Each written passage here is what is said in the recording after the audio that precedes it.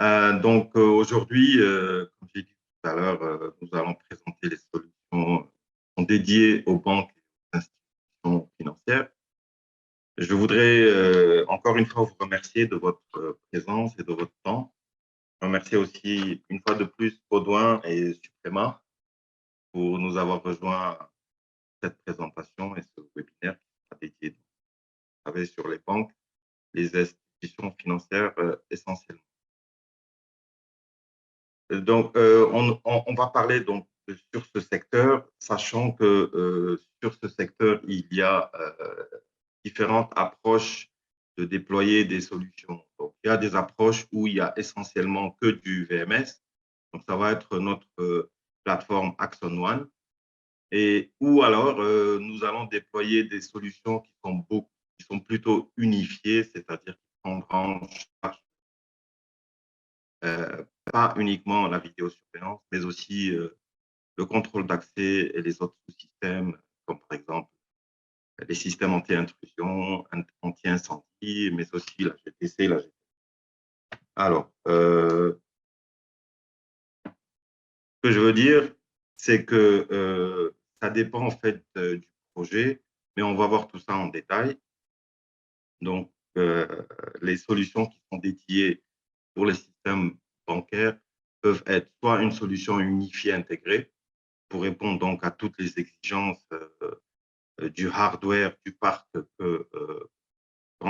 qu'a la banque en sa possession, ou alors ça va être vraiment une couche software qui va gérer vidéosurveillance. Mais aujourd'hui, il est plus intéressant d'aller sur des solutions qui sont unifiées, qui gèrent à la fois la vidéo, le contrôle d'accès et autres soucis. Alors, nous allons passer directement sur, comme premier slide, je vais parler donc, des différentes success stories qu'on a sur ce secteur d'activité notamment. Et le, les quelques projets, notamment en Ukraine, aux États-Unis, que ce soit en Espagne, en Chine ou en Tunisie, ici sur l'Afrique du Nord, chaque fois avec des parcs qui sont assez impressionnants. Par exemple, en Ukraine, on a déployé pour près de 17 000 caméras sur une banque qui a plus de 630 sites différents, où il a été déployé notamment beaucoup d'analyses vidéo basées sur l'intelligence artificielle, mais aussi des solutions de contrôle d'accès. Donc, c'est des solutions qui sont déployées en architecture distribuée, c'est-à-dire que chaque site, il y aura un serveur sur lequel sera installé donc, notre applicatif qui pourra gérer de façon en local, euh, de façon autonome, tous les équipements qui seront connectés sur l'agence. Aux États-Unis aussi, on a déployé euh, sur une banque plutôt de l'analyse vidéo et de la surveillance. En Espagne, sur la bourse de Madrid, on a déployé aussi pareil, donc, de la gestion vidéo, surtout essentiellement. En Chine, de la surveillance aussi avec une donc hub de surveillance unifié, ça veut dire qu'il y aura un poste de sécurité sur lequel tous les sites convergeront. Donc, ça peut être de différents équipements, différents hardware. En Tunisie, donc, pareil, du déploiement tant sur les solutions unifiées, tant sur la vidéosurveillance pure. Pardon. Alors, pour revenir un peu sur la présentation du secteur bancaire, il s'agit en fait de pouvoir proposer des solutions qui pourront donc répondre aux besoins et aux exigences du client afin de présenter des solutions qui répondent au parc qu'ils ont en leur possession et qui prendraient bien sûr en compte toutes les nouvelles acquisitions sur cette plateforme. Donc, il s'agit en fait d'opter sur des plateformes qui sont, euh, qui sont évolutives, qui sont modulaires, ne pas se renfermer dans des solutions qui pourraient ne pas répondre aux besoins dans le futur immédiat. Donc, il faut vraiment aller sur des solutions qui peuvent prendre en charge ce que vous avez comme actif existant et qui peut aussi aller et grandir avec votre.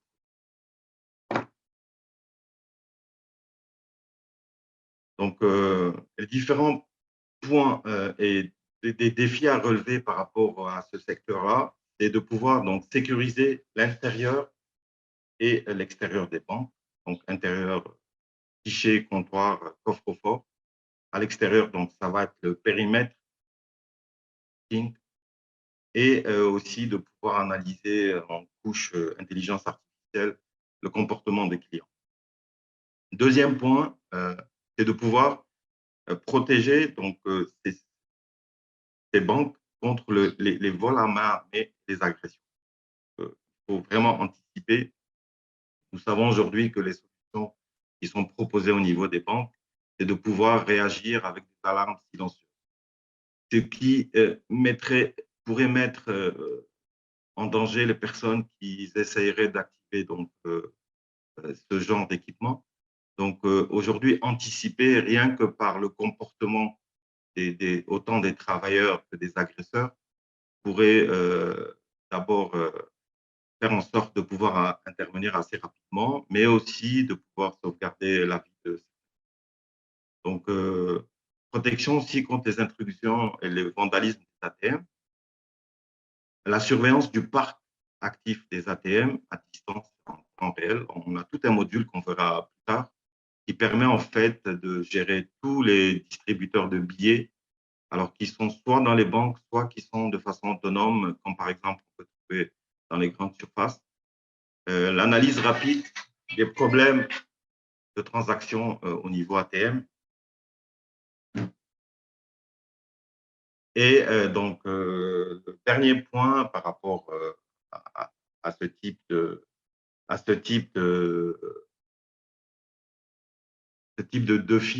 défi à relever en temps réel, c'est de pouvoir en fait gérer autant les équipements qui enverraient des remontées d'alarme, mais aussi la, la détection des problèmes physiques fonctionnels de ces équipements. Alors, on a une petite vidéo qui va pouvoir nous montrer un peu les,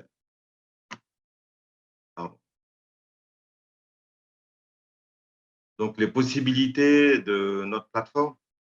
Donc, l'interface graphique, elle est très intuitive. On peut prendre la main tout de suite sur les fonctionnalités, gérer et jouer avec les dispositions. Alors, il y en a qui connaissent peut-être Axon SIM et Axon VMS ou Axon Next. Donc, je peux vous donner un scoop, c'est qu'on aura une version de Axon One en version 2 qui permettra en fait d'unifier toutes ces solutions-là dans une seule interface graphique qui ressemblerait un peu à celle-là. C'est pour ça que toutes ces fonctionnalités qui existent autant sur la plateforme VMS existent aussi sur notre plateforme unifiée. Donc, si on voit comment on peut interagir avec les événements qui peuvent arriver et puis les envoyer directement au poste de contrôle dans les centres de vidéosurveillance, mais aussi pouvoir interagir avec les événements avec un classement de niveau de priorité. Pareil, ici, c'est notre fonctionnalité qui permet en fait de gérer tous les événements qui sont liés aux métadonnées. Donc, c'est de pouvoir faire des recherches sur la classification d'objets, notamment sur la couleur, sur la forme, sur le sens de direction, la recherche de visage. Donc, On verra aussi en détail quelle est la différence entre reconnaissance et détection faciale. On peut interfacer aussi les caisses enregistreuses, un peu comme les ATM pour les banques, et la gestion des vidéo walls se fait avec une certaine aisance et simplicité.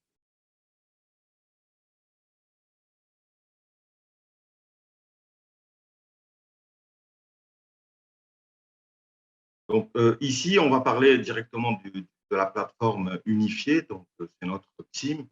Donc, ce qu'elle permet, c'est l'intégration avec des systèmes tiers. Aujourd'hui, on va voir le contrôle d'accès avec Suprema et Odoo.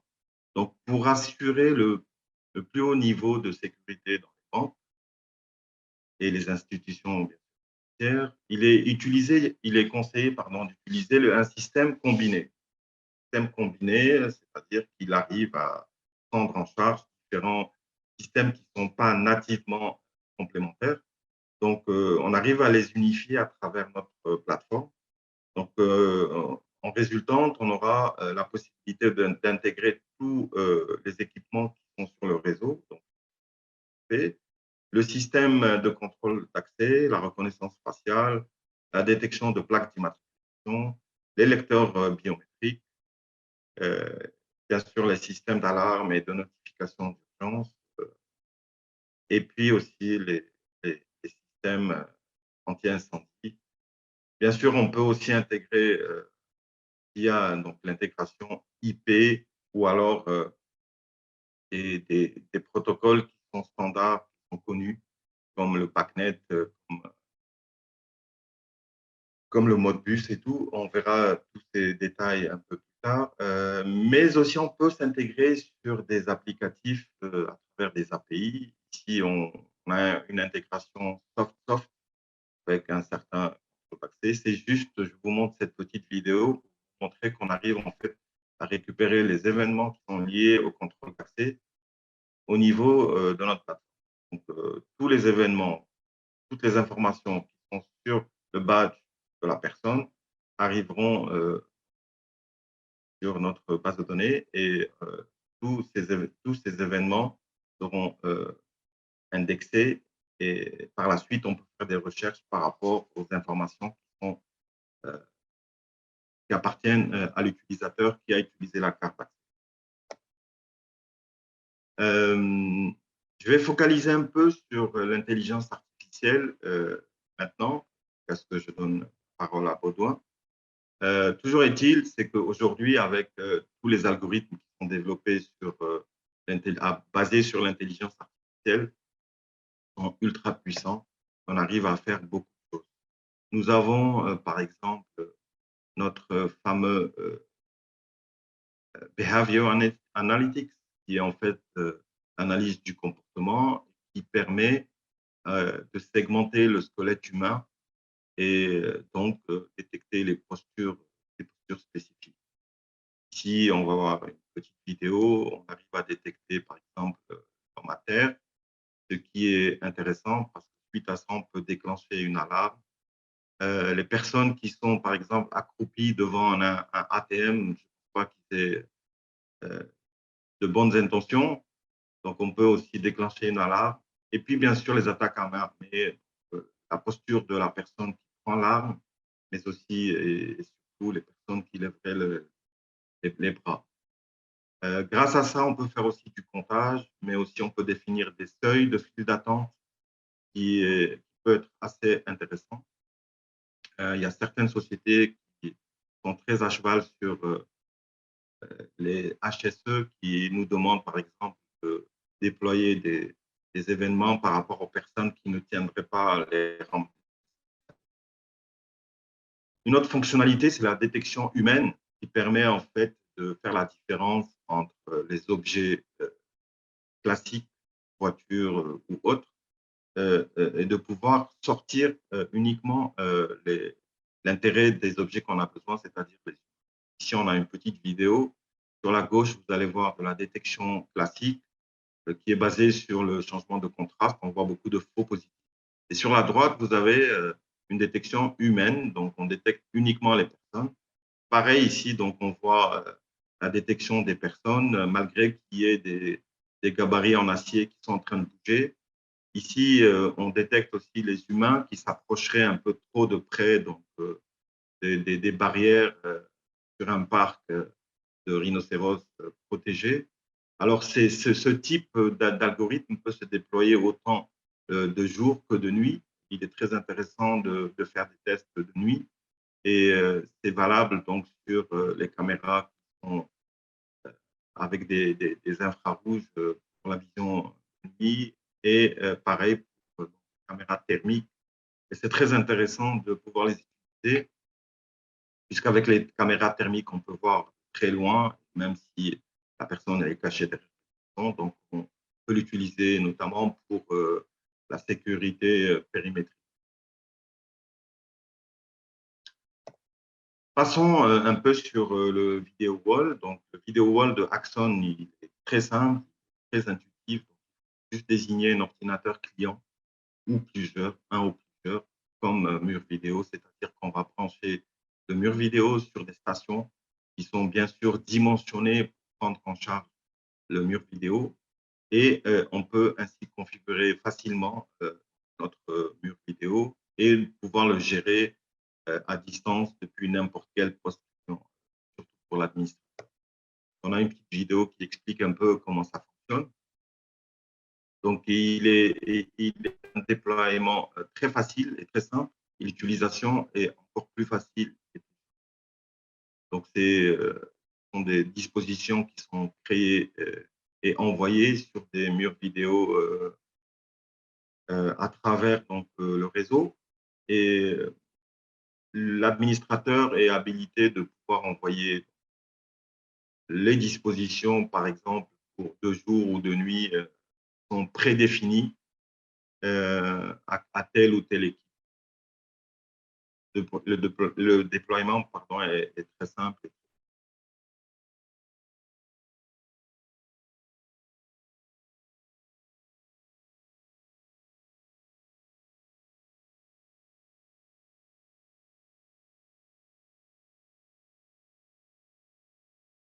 Alors, les cartes interactives en 3D, elles sont très intéressantes pour une utilisation quand on prend par exemple des cartes vectorisées sur la plateforme.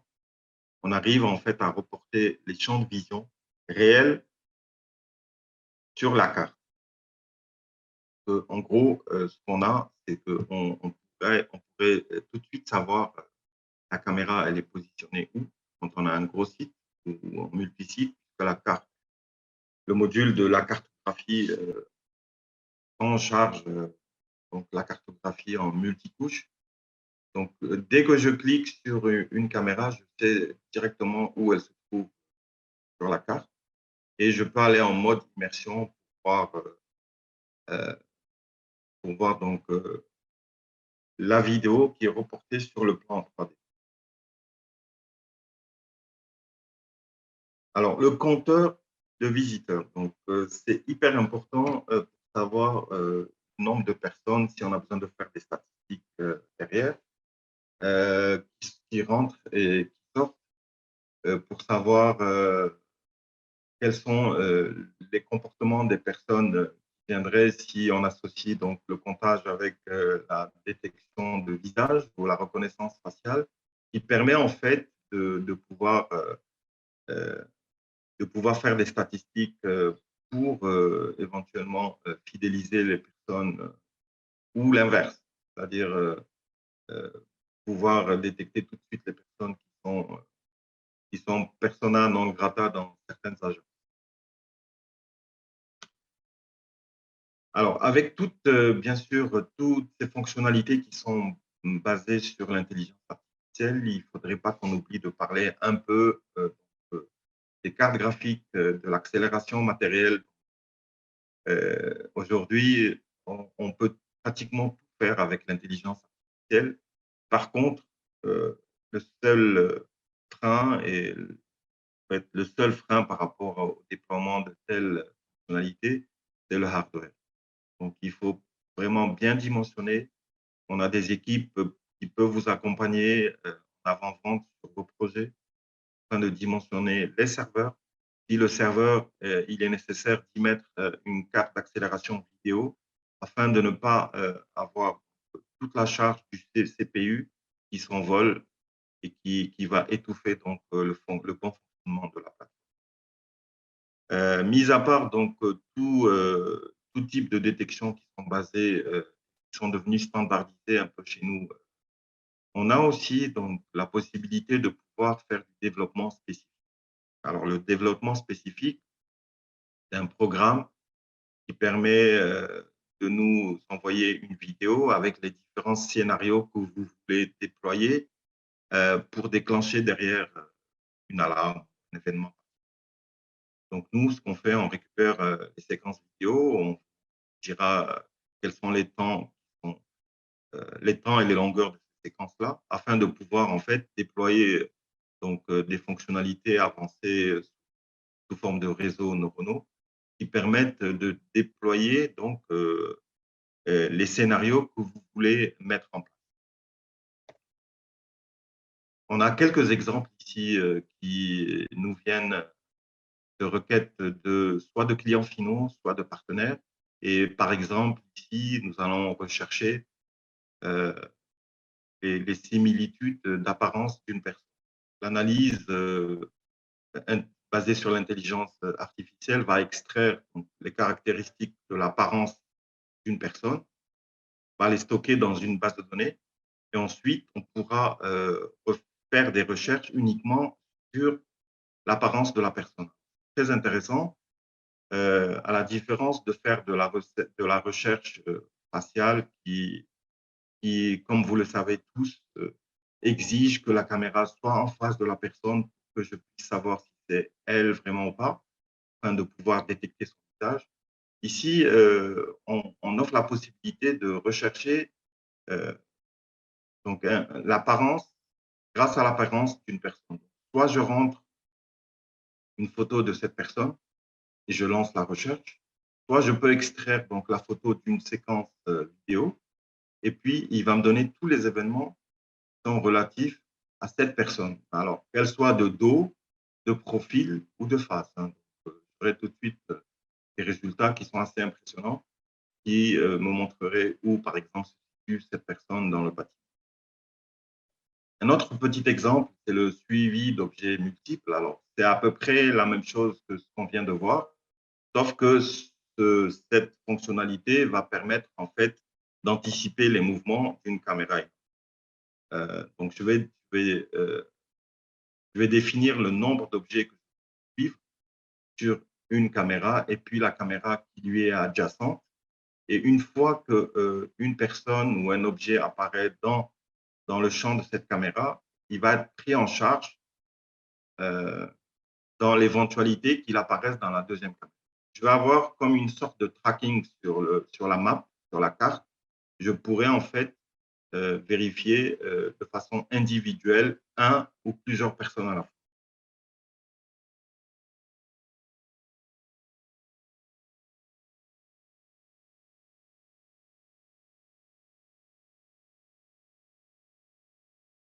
Donc ici, on va voir qu'il y a plusieurs personnes qui vont apparaître.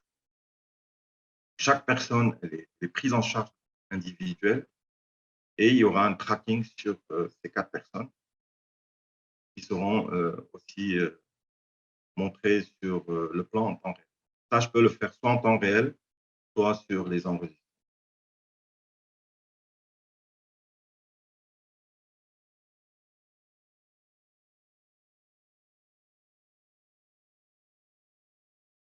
Alors, un dernier exemple par rapport donc au développement spécifique, on va parler malheureusement encore du Covid et des cas contacts.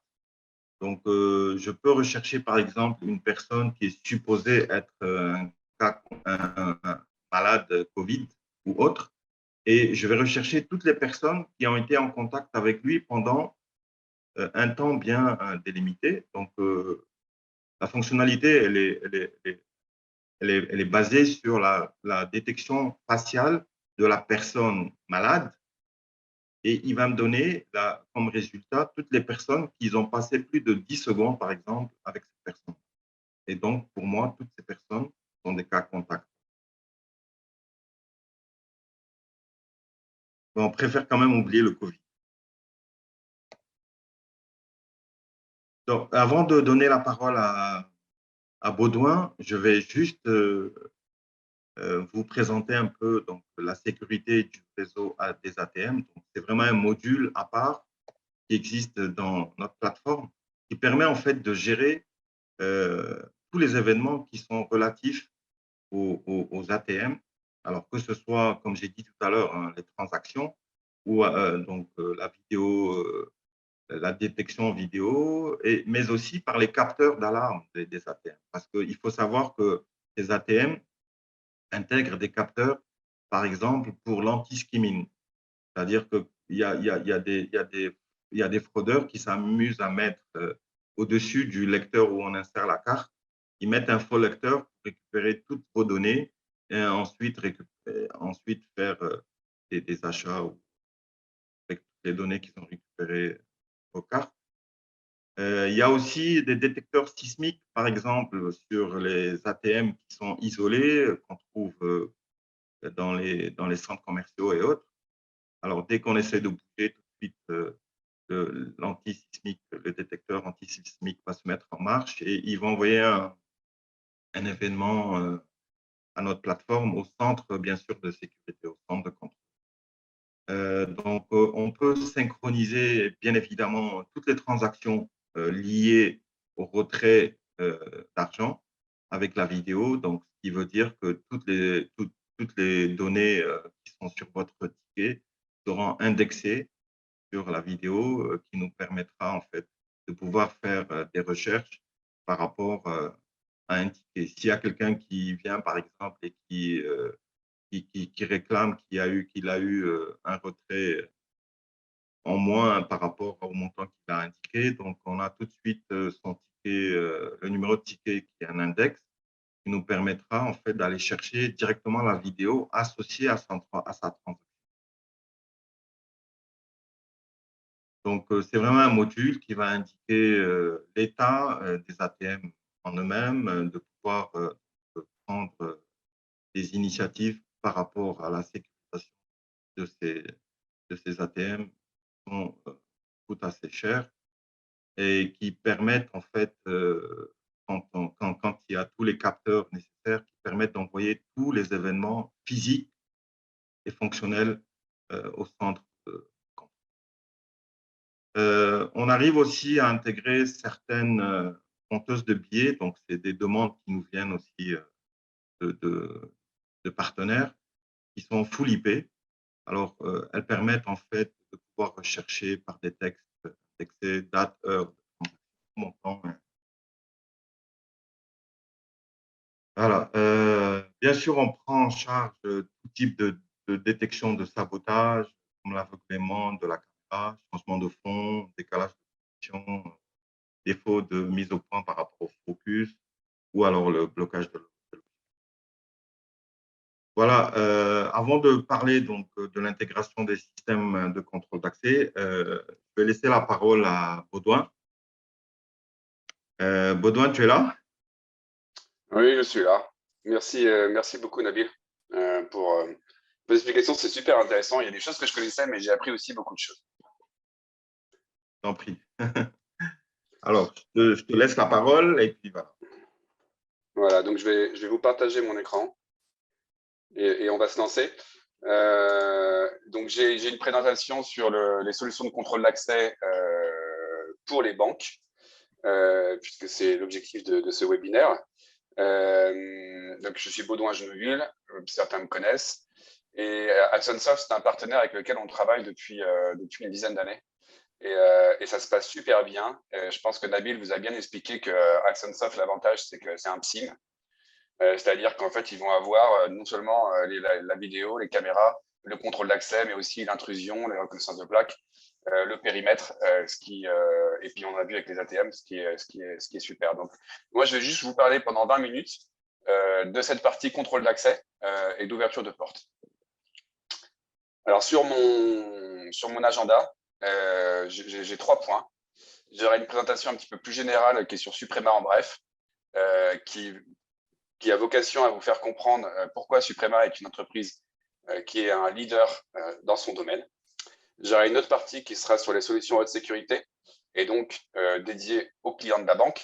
Mais vous doutez bien que si des solutions sont assez performantes et sécurisées pour être bonnes pour la banque, elles sont aussi applicables à beaucoup d'autres domaines. Donc, avec surprise, j'ai vu sur le premier slide de Nabil qui parlait aussi des data centers avec une solution spécifique.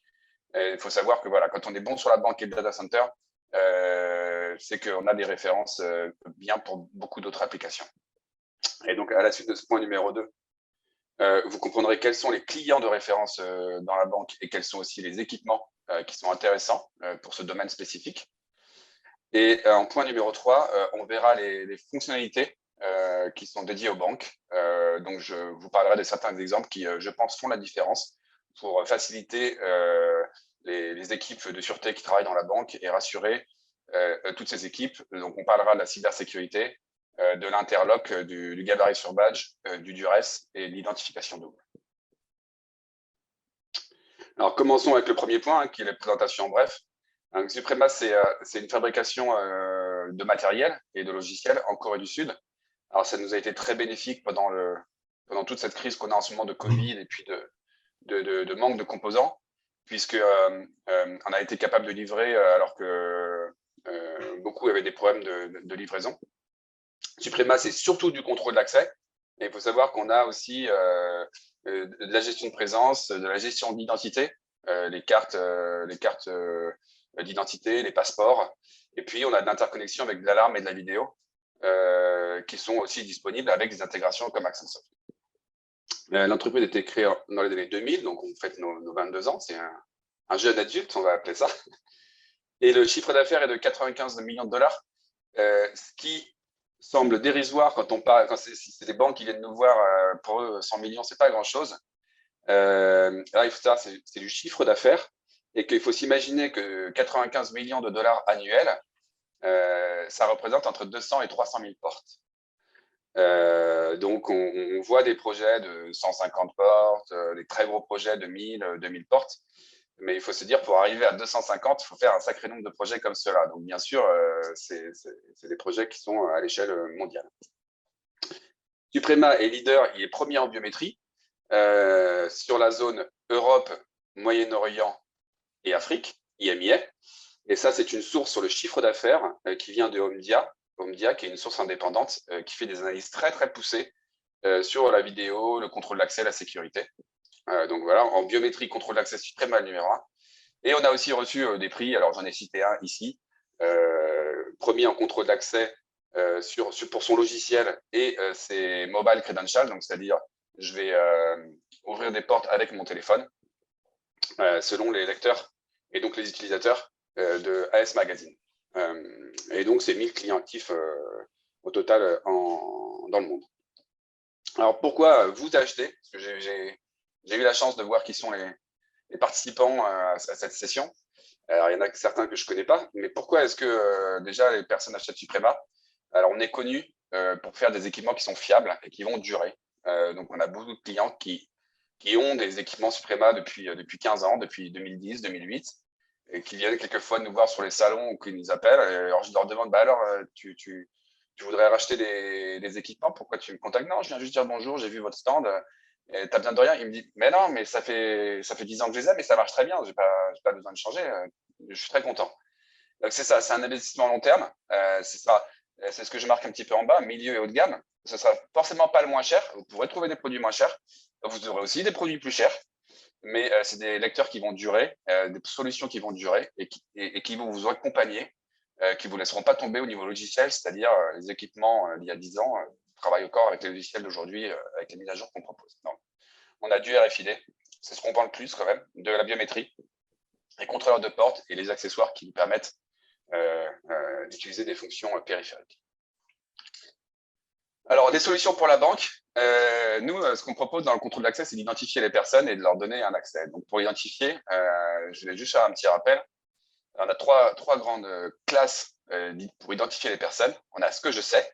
Et là, on voit cette dame qui a un code. Alors, ça peut être un mot de passe, ma chérie, ou le nom de l'enfant avec quelque chose.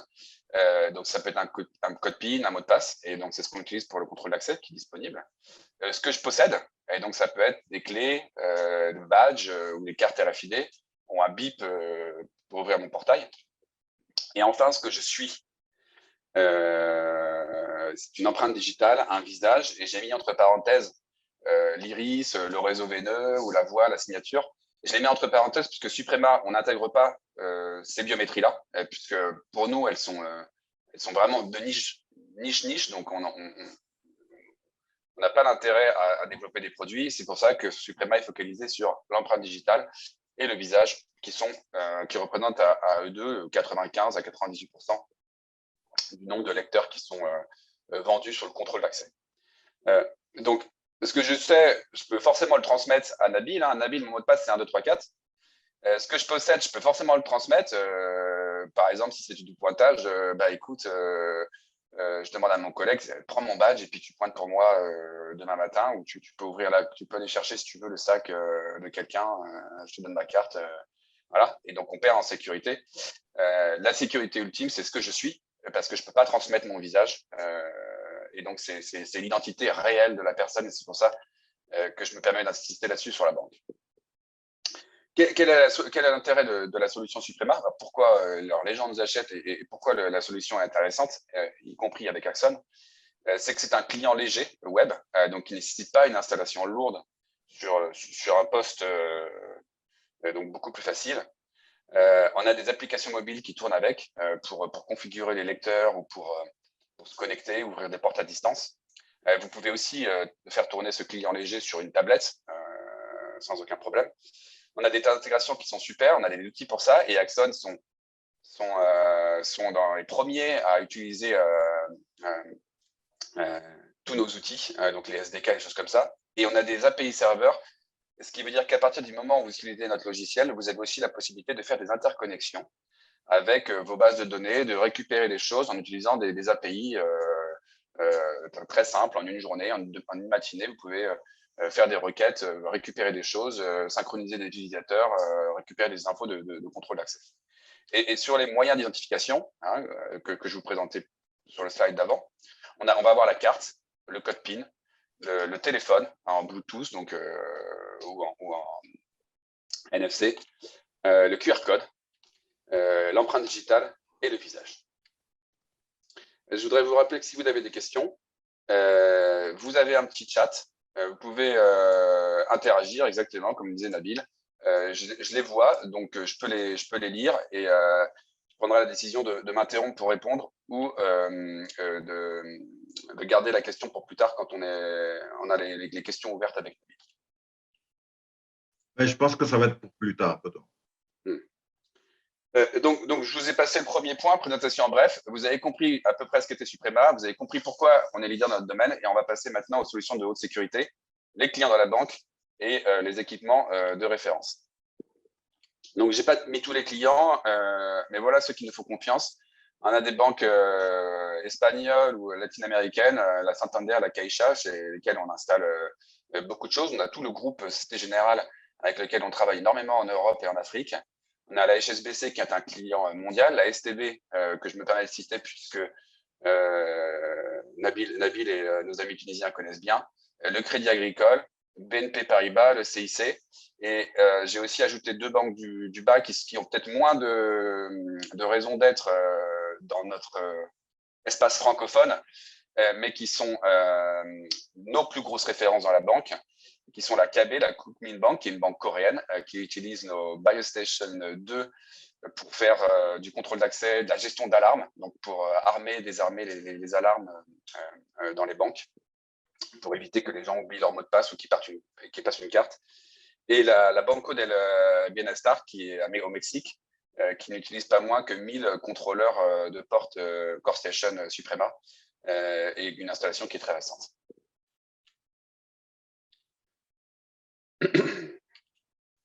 Alors, les équipements qui font foi et qui marchent bien dans le domaine des banques, alors je ne les ai pas choisis. J'ai regardé ce qui se vendait, ce qu'on vendait beaucoup à nos clients dans le domaine de la banque, donc à vous, et ce qui s'installait. Et le premier, c'est le Biontry W2, parce que il est aujourd'hui perçu comme le meilleur lecteur carte plus empreinte digitale dans le monde. Donc, c'est vraiment une référence. On voit souvent ce lecteur et ses specs qui apparaissent dans des cahiers des charges, dans les spécifications. Et donc, il a la meilleure performance, c'est-à-dire qu'il a jusqu'à 500 000 utilisateurs, 100 000 utilisateurs en 1 pour N. Il est certifié IP67, donc on peut résistant à l'eau, à la poussière, IK 09, donc en Vandal, on peut taper dessus. Il a une lecture-écriture multicarte, soit du 125 kHz ou du 1356. Et ce que les lecteurs bas de gamme ne feront pas, c'est qu'il permet pour les empreintes digitales d'avoir des gabarits standards qu'on appelle ISO et ANSI, ce qui veut dire pour un grand client, si aujourd'hui il utilise ça dans sa banque et que demain il veut changer de fabricant, il ne veut pas supprimer mais quelqu'un d'autre, sa base de données d'empreintes, elle est compatible avec tous les autres fabricants qui sont compatibles avec ce gabarit. Donc en fait, on a ce qu'on appelle une interopérabilité du gabarit et il n'y aura pas besoin de réenregistrer. Ce serait la pire des choses d'avoir à réenregistrer tous les utilisateurs à partir du moment où on veut changer de fabricant. Il a une très bonne détection des faux et il est ultra sécurisé. Ce que je ne mets pas, c'est que la technologie empreinte digitale a aussi un prix qui est abordable. Et donc voilà, c'est un budget qui, par rapport à ce que ça apporte, c'est une valeur qui est très intéressante. Donc j'ai une question et je vais y répondre sur l'utilisation en double, et puis on répondra à la question Axel un petit peu plus tard. Alors, et là je vais répondre à la question de Patrice. Donc un deuxième équipement qui est beaucoup utilisé dans les banques, c'est la FaceStation F2. C'est un équipement qu'on a lancé il y a 18 mois à peu près. Qui est une solution sans contact adaptée aux nouveaux standards de sécurité et d'hygiène, parce que c'est la reconnaissance faciale. Alors, il faut savoir quand même encore sur la reconnaissance faciale, on est sur un prix d'achat qui est encore un petit peu au-dessus de ce qu'on fait en empreinte digitale, en fingerprint, parce que la technologie demande plus de CPU, de GPU, donc de hardware, et puis de capteurs. Mais le prix d'achat des solutions par les fabricants de composants électroniques a vraiment beaucoup baissé et ça devient assez intéressant. Donc là, c'était une première étape, la FaceStation F2. Et alors, pourquoi on dit F? Parce que c'est fusion et parce qu'elle a 2 caméras. Et donc, elle va à la fois utiliser une information qui est visuelle, c'est l'image que vous voyez de moi maintenant, et aussi une image qui est infrarouge. Donc avec un capteur infrarouge et on allume aussi des lumières infrarouges quand c'est nécessaire. Et donc, ça va permettre d'avoir 2 informations qui sont très complémentaires et de pouvoir donner cette performance, cette fiabilité, la rapidité de ces processeurs, puisque l'infrarouge est très fort dans certaines conditions de lumière et aussi pour la détection des faux et du maquillage, des lunettes, des choses comme ça. C'est un lecteur qui est IP65, donc vous pouvez le mettre à l'extérieur. Alors, on a quand même des protections. Je ne vous cache pas que quand il y a des tempêtes, il faut mieux que ce soit un petit peu protégé. On a la possibilité de mettre le gabarit visage sur carte RFID. Et ce que vous voyez aussi ici, on a des accessoires. Donc, l'accessoire duo, ce qui s'appelle TCM10, c'est un capteur de température qui va permettre de voir si quelqu'un a la fièvre ou pas. Et on a une version, donc c'était la question multimodale de Patrice, on a une version aussi avec empreinte digitale qui permet à la fois de faire de l'empreinte ou du visage et du visage. Alors on voit que l'utilisation le plus souvent c'est du ou, c'est-à-dire que vous pouvez vous identifier avec le visage ou avec l'empreinte, parce que certains ne veulent pas donner leur visage, certains ne veulent pas mettre leur empreinte ou ils ont une empreinte qui est allumée, mais vous pouvez faire du ou du et. Alors, on va pouvoir même faire carte, empreinte, visage, si vous voulez mettre ceinture et bretelles. Ce qui est extraordinaire, c'est que cette FaceStation, elle marche très, très bien avec tout ce qui est masque Covid. La barbe, je la coupe, je la laisse pousser, ça prend un peu plus de temps que la couper. Du maquillage, c'est ce que toute la partie visuelle ne pourra pas avoir ne pourra pas prendre en compte. Le visage influe beaucoup sur la reconnaissance faciale, mais l'infrarouge fait complètement abstinence ou abstraction, excusez-moi, du maquillage. Alors, par exemple, en fait, les hooligans, on verra bien, quand ils mettent du maquillage, des lignes, etc., on a du mal à le reconnaître. Et alors, ce ne sont pas des hooligans, mais c'est quand même 51% de nos clients, les femmes, se maquillent. Donc, elles peuvent mettre du blush, elles peuvent mettre du contour des yeux, etc. Et ça pose problème pour la reconnaissance faciale sur le domaine optique, mais pas du tout quand on utilise de l'infrarouge. Et puis, enfin, les lunettes. Il arrivera dans certains cas que certaines lunettes qui ont des grands filtres infrarouges puissent poser problème, mais Suprema est vraiment top du top sur la reconnaissance faciale dans ces domaines. Et puis, très intéressant, donc gabarit sur 4, j'en avais parlé, l'enrôlement à partir d'images, et donc ça veut dire que je vais être capable d'envoyer une photo selon certaines conditions qui va me permettre de faire un enrôlement sans que la personne soit présente. Donc assez intéressant. Je vous ai parlé de la grande sœur, donc on appelle la F2 fusion, et voilà la petite sœur. La petite sœur, ça veut dire, enfin le petit frère, ça veut dire qu'en fait il est plus petit, il est un petit peu réduit par rapport aux spécifications, et bien sûr il est réduit par rapport au prix. Et là, ça devient vraiment un game changer, donc une nouvelle façon d'envisager le contrôle d'accès. Puisque on arrive sur du sans contact, la performance qui est très bonne en reconnaissance faciale, mais avec des prix qui sont encore réduits par rapport aux précédents équipements. Ce que permet de faire cette BioStation 3. Alors BioStation, en fait, normalement, c'était du fingerprint chez Suprema, mais comme on pense que la reconnaissance faciale, c'est vraiment ce qui va être le plus important, on a donné le nom de notre équipement le plus important à cette nouvel outil de reconnaissance faciale. Elle fait de la reconnaissance faciale, du RFID, des QR codes et du mobile. On est en Android avec un écran tactile qui est top. Et donc, on a dedans aussi des capacités d'utiliser en intercom VoIP, donc avec une ligne SIP ou avec un serveur d'intercom, Astérix ou autre, qui permet, quand il est mis en porte d'entrée à l'extérieur, de pouvoir appeler jusqu'à 128 téléphones fixes ou mobiles ou applications qui seraient développées en VoIP interphone. Et aussi, on a un protocole dedans, comme on a une caméra optique, on l'utilise aussi avec un protocole RTSP qui permet à des entreprises comme Axon ou à des NVR de récupérer le flux vidéo et de l'utiliser comme une caméra. Donc, pour le prix d'un lecteur de contrôle d'accès, vous avez la caméra qui est intégrée. Alimentation PoE, Wi-Fi pour ceux qui ont besoin, de l'IP65 et l'IK06 pour les protections d'environnement, et quelque chose que nos concurrents n'ont pas, un crypto chip avec du secure booting qui fait qu'on a vraiment une sécurité des données et des certificats qui est top dans cette machine. Et alors, je ne vais pas citer pour les équipements précédents, mais c'était le cas. On a ce protocole, ce fameux protocole OSDP. S'il vous plaît, n'installez pas de Vigan de protocole Vigan dans votre contrôle d'accès de banque. Hein. On est en OSDP RS485 et le SC veut dire Secure Channel, ça veut dire qu'on a l'encryption. 50 000 visages en A4N et la possibilité aussi d'utiliser du Face on Mobile.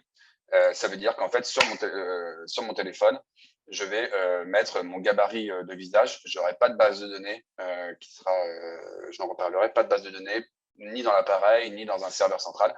Mes visages, ils sont sur mon téléphone. C'est quelque chose qui sort en début d'année prochaine. Voilà, donc vous voyez les différentes notifications. Et puis vous voyez la taille, hein, c'est la taille de ma main. Un dernier équipement, oups, je l'ai perdu le slide. Un dernier équipement qui est intéressant. Alors, on n'est pas sur du contrôle d'accès pur et dur. Attendez, parce que là, j'ai perdu un peu le fil. Voilà. On n'est pas sur du contrôle d'accès pur et dur, mais c'est très intéressant pour la banque. On a beaucoup de demandes. C'est le BioMini Slim 2. Donc, comme vous voyez, c'est un petit câble USB. Hein, c'est pas ça qui va connecter à la porte, puisqu'on est sur de l'identification logique.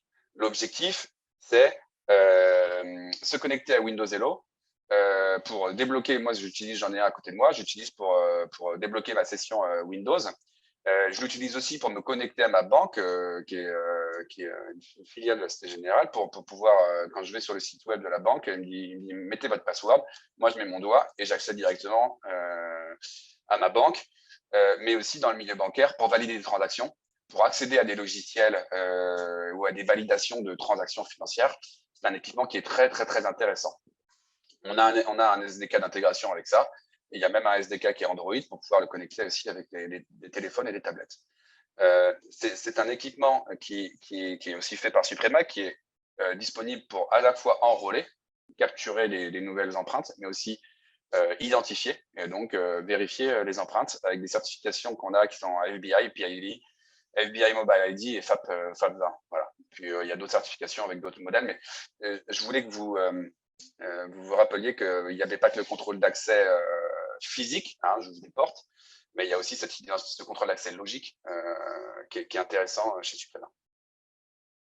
Donc, on a vu cette partie 2, les solutions à haute sécurité, les clients et les équipements de référence. Et si vous voulez bien, on va passer à la troisième partie qui sont des fonctionnalités qui sont dédiées aux banques. Je vais vous donner des exemples qui, à mon sens, font la différence. J'ai 4-5 exemples, donc la cybersécurité, etc., l'interloc. On va commencer avec la cyber. Donc, Suprema, avec Suprema, vous savez que vous avez un design d'une solution complète qui est certifiée selon le International Common Criteria, ce qui veut dire que les façons de faire et les protections qu'on a mises sont certifiées. Et on a aussi cette certification ISO 27001 qui porte sur la sécurité et la sûreté des systèmes. Alors, c'est ce que je montre sur ce schéma. Je ne vais pas y passer trop de temps, mais pourtant, j'aurais voulu y passer plus de temps, mais on ne peut pas parler que de ça. Mais donc, c'est sécuriser des credentials, hein, donc des cartes qui sont encryptées, la biométrie où on vérifie les faux, hein, que ce soit des faux visages ou des fausses empreintes digitales. On a les lecteurs qui sont sécurisés avec de l'encryption à l'intérieur, de ce qu'on appelle du secure booting, donc pour vérifier qu'aucun programme malicieux n'a été mis quand il boot. Du secure tamper.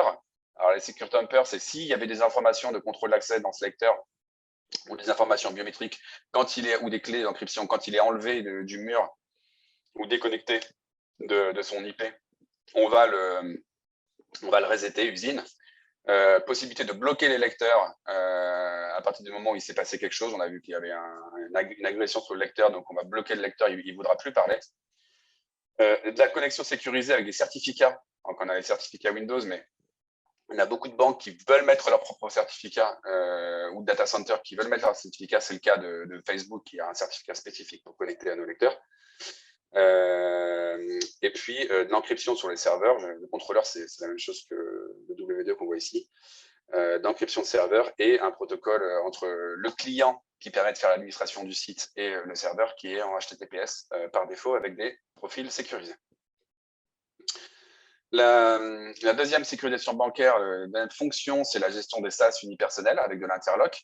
Alors là, on voit un SaaS, ce qu'on appelle nous un SaaS en français, c'est-à-dire un lecteur en entrée, je le mets, je passe la première porte, et on vérifie qu'il y a une unicité de passage, qu'il n'y a qu'une seule personne dans le SaaS, et ensuite la deuxième porte va s'ouvrir. Alors, ce qu'on voit très souvent, ce qui est fait, c'est qu'en fait, le lecteur est plutôt placé, le lecteur est plutôt placé à l'intérieur du SaaS. Donc, la porte s'ouvre, elle se ferme, je mets mon empreinte ou mon visage sur le SaaS, et à partir de là, si cas numéro 1, ma biométrie est validée ou ma carte est validée, la deuxième porte s'ouvre. Cas numéro 2, je ne suis pas authentifié et la porte de derrière qui était ouverte à l'origine va se rouvrir pour que je puisse sortir.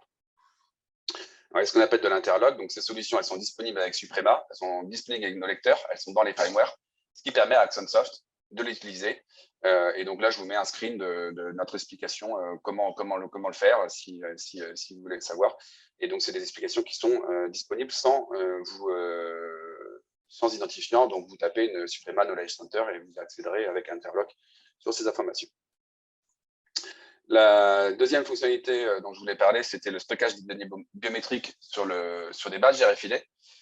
Donc, en fait, la possibilité que vous allez avoir ici, c'est de ne pas avoir de base de données, j'en parlais plus tôt, de ne pas avoir de base de données, mais vous allez mettre les informations sur une carte RFID qui va être encryptée et encodée, ce qui va éviter d'avoir une base de données sur un serveur ou sur les lecteurs, dans certains cas où ça pourrait poser problème. Alors, ça a une contrainte, c'est plus compliqué parce qu'il faut une gestion des badges, il faut les encoder, il faut que la personne n'oublie pas son badge, sinon il ne pourra pas passer. C'est vrai que la biométrie seule, ce qu'on appelle 1 pour N, offre une facilité d'utilisation, mais il faut vous dire qu'à partir du moment où les données sont encodées sur les badges et que vous n'avez pas de copie, si par malheur je perds ma carte, déjà elle est encodée, elle est encryptée, les gens auront du mal à récupérer mon information biométrique parce que c'est protégé par NXP. mais si je perds ma carte, c'est juste une identité biométrique qui sera compromise et pas une base de données entière. Voilà. On protège les bases de données, à la fois sur les serveurs avec Axon ou Suprema et sur les lecteurs, mais là, c'est ceinture bretelle. Ensuite, j'ai vu votre question, Patrice. Et donc, c'est expliqué pareil sur le Knowledge Center, à comment encoder des smart cards. Et donc, vous pouvez mettre le visage ou l'empreinte digitale ou un code PIN ou juste un identifiant et sécuriser tout ça avec des clés d'encryption, donc en MyFair qui est moins sécurisé, mais surtout en Deathfire, avec des App ID, File ID, avec des clés multiples. Troisième fonction intéressante, c'est qui est l'ouverture avec le doigt sous la contrainte. Donc, vous avez vu tout à l'heure avec Axon que vous êtes capable de faire une analyse vidéo si quelqu'un lève les mains, etc. En complément de ça, forcément, le gars va dire ouvre-moi la porte, hein, parce qu'en général, l'argent, il est derrière une porte. Alors là, vous avez un truc assez intéressant, et c'est pour ça aussi que le W2, on le voit souvent sur la banque, avec les empreintes digitales. Vous avez la possibilité d'enregistrer une main qui est entre guillemets la main normale. Vous pouvez mettre un ou deux doigts et le pouce index qui va ouvrir et que je vais utiliser tous les jours quand je dois aller dans cette salle où il y a du cash, où il y a des choses, ou des diamants, peu importe. Et j'ai ma main droite qui est aussi enregistrée avec l'index et le pouce, par exemple. Je peux même mettre 3 doigts, hein, ou 4 ou 5. Mais qui vont être enregistrés sous contrainte. Donc, ils vont être déclarés dans l'équipement et dans le logiciel en étant sous contrainte. Ce qui fait qu'en fait, le SaaS, la porte va s'ouvrir normalement, mais elle va envoyer une alarme discrète, un SMS, un buzzer dans la salle de contrôle qui va dire « Attention, il a ouvert sous contrainte ». Alors, on connaît aussi la possibilité de faire sous contrainte avec du code PIN, mais je ne sais pas si vous imaginez quand vous avez, enfin, moi, je n'ai jamais eu le cas, mais j'imagine très bien avoir une arme sur la tempe et de me dire zut, c'est quoi mon code PIN alors moi, c'était un 2, 3, 4, mais du coup, il faut que je le tape à l'envers, donc 4, 3, 2, 1. Donc forcément, ça ne paraît pas naturel et c'est compliqué. À partir du moment où c'est juste voilà, main gauche, main droite, même sous l'effet de la panique, j'ai quand même la capacité d'agir à peu près normalement, sans donner l'idée à l'agresseur qu'il y a quelque chose qui est en train de se passer. Donc, c'est quelque chose qui est assez intéressant. Et donc, c'est malheureusement quelque chose qu'on ne peut pas faire avec le visage, puisqu'on n'a pas de visage normal et de visage sous contrainte. C'est peut-être une fonction qu'on pourrait développer qui nous a déjà été demandée si on faisait un signe devant la caméra pour que la caméra comprenne que c'est sous contrainte. Et donc, on a aussi, voilà, je vous montre le Knowledge Center, comment faire pour donc, contrainte, en anglais, on dit duress. Vous allez sur ce site, vous tapez duress et ça vous explique comment le faire, comment enrôler. Et donc, j'ai une dernière fonctionnalité qui est intéressante, qui est pour la sécurisation bancaire, et qui est liée à l'autorisation d'accès après une identification multiple. Donc, on s'imagine un client qui demande à vérifier ses informations dans son coffre-fort. Il doit être accompagné par le personnel. Donc, il doit d'abord mettre son empreinte ou son visage et ensuite le personnel aussi valider derrière. Donc, 2 personnes doivent doivent s'identifier en un laps de temps qui peut être de 5, 10, 15 secondes. C'est quelque chose que vous pouvez faire vous-même. Et c'est qu'à partir de là où je vais ouvrir. Donc, encore, cette fonctionnalité est disponible. Donc, elle est beaucoup utilisée dans la banque. Elle est beaucoup utilisée pour les transporteurs de fonds, pour qu'ils puissent ouvrir les portes et aller à différents endroits. Mais McDonald's aussi, là où ils mettent le cash, utilisent ça, Burger King, McDonald's, plein de magasins qui veulent pas, où il y a des endroits où il y a des documents sensibles ou de l'argent en cash qui est stocké, utilisent cette double authentification pour éviter que un seul employé puisse se retrouver dans la salle. Ça se passe aussi dans des chambres où il y a des documents confidentiels qui ne peuvent être consultés que si on est 2 dans la chambre. Et donc, encore une fois, le site est un petit peu différent. Ce sera Suprema Technical Support. On vous explique comment configurer cette dual authentication. Voilà. Donc, j'arrive à la conclusion. Nabil, ça va bientôt être à toi. On a vu ces 3 points. Là, sur le point numéro 3, vous avez vu quels étaient quelques exemples qui font, à mon sens, la différence et qui sont très applicables à la banque. Mais bien sûr, ça s'ouvre à d'autres domaines. Voilà, je vous rappelle qu'on est intégré avec Axonsoft Teams, ça fait une dizaine d'années. Et vous avez la possibilité de voir cette intégration sur notre site web et de poser des questions si vous en avez besoin. Je vous remercie. Je vais regarder les questions un petit peu, mais je laisse la parole à Nabil pour… Oui, merci beaucoup, Baudouin. C'était super. Tu as montré en fait les différentes possibilités de vos produits et bien sûr la compatibilité avec. Je te remercie encore. De toute façon, après, on aura le temps de répondre à différentes questions. On va laisser le champ ouvert aux participants afin de poser des questions soit en live, soit de pouvoir les écrire et on y répond. D'accord? Très bien. Alors, laissez-moi le temps donc de relancer ma présentation et puis on va continuer tout de suite. Là, on s'était arrêté tout à l'heure. Voilà. Donc, l'intégration des systèmes de contrôle d'accès, tout de suite pour commencer, je vais répondre à une question parce qu'il y a M. Abderrahim qui a posé, je pense, une question, à savoir si on devrait installer Biostar et Axon sur le même serveur. Eh ben, je réponds tout de suite que non. En fait, si on prend en charge le hardware, on le prend en entier, c'est-à-dire que il n'y a pas besoin d'installer une autre couche software. Donc, c'est notre plateforme qui prendra en charge toutes les fonctionnalités du hardware. Donc, une seule couche software qui est la nôtre, qui est notre plateforme. En fait, je pense que à la différence des hyperviseurs qui, en fait, essayent d'interconnecter différentes couches software pour faire de la remontée des événements, le PSIM, donc, qui est une solution logicielle de sécurité unifiée, elle permet en fait de discuter directement avec le hardware. C'est-à-dire que je peux non seulement recevoir des événements, mais contrôler aussi le hardware en lui-même. Ici, par exemple, dans le slide que je présente, c'est de pouvoir en fait poser donc, tous les équipements qui sont liés au contrôle d'accès sur une carte, un peu comme on a vu tout à l'heure, et pouvoir interagir avec le hardware. C'est-à-dire que je peux même ouvrir une porte à travers la carte. Donc, c'est tout l'intérêt d'aller vers des solutions logicielles de sécurité unifiées, notamment pour le thème qu'on a choisi aujourd'hui, les banques et les établissements financiers. Donc, mis à part donc, le contrôle d'accès, parce que je vais y revenir, je voudrais un peu parler aussi des différents protocoles d'interopérabilité multifonctionnelle qui sont standards, qui sont des standards comme serveur OPC, BACnet, SNMP, Modbus. Donc, ce sont des standards qui permettent de pouvoir prendre en charge ce type d'équipement, notamment dans la GTC et la GTP, mais aussi pour, par exemple, si vous avez des onduleurs que vous voulez monitorer à distance, vous pouvez y ajouter une carte SNMP et qui pourrait être pris en charge par notre plateforme. Niveau de la batterie, défaut de fonctionnement, on aura tout de suite des événements d'alarme liés au fonctionnel physique de l'équipement. Donc, il n'y a pas besoin d'installer plusieurs softwares.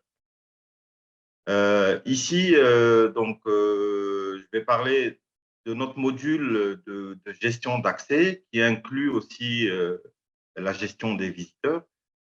À partir de ce module, on peut importer les utilisateurs depuis des bases de données SQL sous forme de fichiers Excel ou CSV dans la base de données Axon Psy. Donc, ce qui permettra en fait de contrôler la circulation des personnes sur un site donné. Je vais aller un peu vite pour pouvoir vous laisser la possibilité de vous exprimer. Donc, on peut créer et configurer des utilisateurs avec des niveaux de priorité, des zones qui sont accessibles ou pas. Donc, restrictions même temporelles au niveau des accès. Créer des services et des départements, y insérer les personnes qui héritent automatiquement des règles qui ont été préconfigurées. Localiser des utilisateurs dans certaines zones, créer des listes d'utilisateurs localisés dans des zones données. Donc, même les exceptions, on arrive à les gérer. Accéder à une zone sélectionnée sur la carte, comme on a vu tout à l'heure. Rechercher les utilisateurs qui flâneraient dans des zones et les traiter en tant que groupe.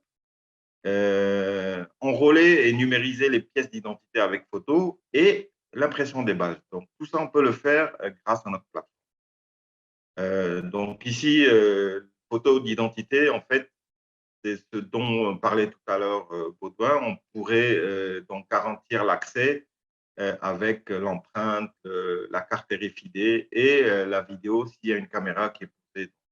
On peut combiner différents scénarios afin de garantir l'accès conditionné sous plusieurs critères. Un serveur virtuel, c'est pareil, hein, c'est pour créer en fait du contrôle d'accès directement avec des caméras sans aucun hardware en tant que contrôle d'accès. On peut garantir l'accès directement comme un peu les équipements dont Baudouin a parlé tout à l'heure avec la reconnaissance faciale. On peut le faire aussi à travers directement la caméra et puis un lecteur de carte RFID pour conditionner si c'est voulu. Ensuite, donc, je vais parler rapidement aussi de la reconnaissance faciale et de la recherche. C'est deux notions qui sont complémentaires, mais qui ne veulent pas dire toujours la même chose. Donc, la reconnaissance, c'est toujours reconnaître en fonction d'une base de données où on a créé donc une liste de personnes, de visages, pardon, sur lesquels on va appliquer des noms. Et quand ces personnes seront reconnues, on va pouvoir, par exemple, leur accorder l'accès ou alors déclencher des scénarios pour accueillir cette personne, ou alors le cas inverse, si c'est qui sont classés dans des zones, dans une base de données négative, c'est-à-dire que c'est des personnes face à qui on doit prendre des précautions ou alerter la police. Pour la recherche, donc il s'agit de détection. Donc on peut rechercher un visage dans les enregistrements sans pour autant avoir besoin de créer une base de données quelconque. Donc, je vais juste récupérer une photo à partir d'une carte d'identité, une pièce d'identité ou autre, ou alors même de la séquence vidéo. Par exemple, si je veux savoir si la personne elle est encore dans le bâtiment ou elle est sortie, donc je peux récupérer une séquence de vidéo, extraire la photo de la personne, l'intégrer dans les critères de recherche et lancer une recherche pour savoir si la personne a quitté le bâtiment. Donc, c'est exactement pareil pour les plaques d'immatriculation. On peut aussi créer des listes pour la reconnaissance et faire des recherches pour la détection. Donc, ici, ce qui est intéressant, c'est qu'avec la classification d'objets, on peut rechercher donc, sous plusieurs critères, donc des événements qui sont liés au sens de direction, à la couleur, à la forme de l'objet, et tout ça sans algorithme d'intelligence artificielle. Hein. C'est juste de la classification d'objets, donc la gestion des métadonnées euh, qui sont soit générées par la caméra en elle-même, ou alors c'est une couche qui est rajoutée par notre applicatif sur les flux vidéo qui permettent de faciliter les recherches a posteriori. Plusieurs critères, on peut même euh, filtrer sur les personnes uniquement, sur les voitures, rien qu'avec la gestion de métadonnées. Quand c'est bien paramétré et configuré, on a des résultats qui sont quasi instantanés. Faire des recherches sur de très longs enregistrements.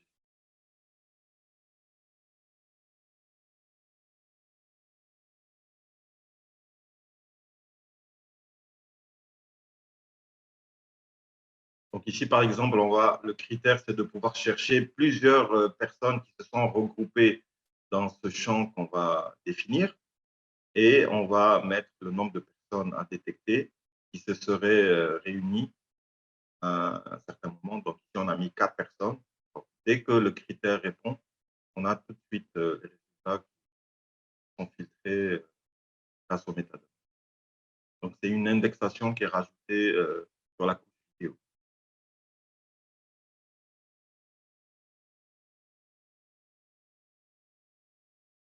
Donc, pareil ici, le déplacement d'un objet d'une zone à une autre pour éviter de rechercher d'autres événements dont on n'a pas vraiment besoin. Donc, on va définir les deux zones et avec un sens de direction, donc point A vers le point B, notamment avec la flèche qui indique le sens du déplacement.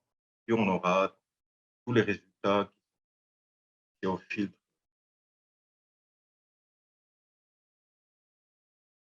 On peut bien sûr ajouter un filtre de la couleur. Là,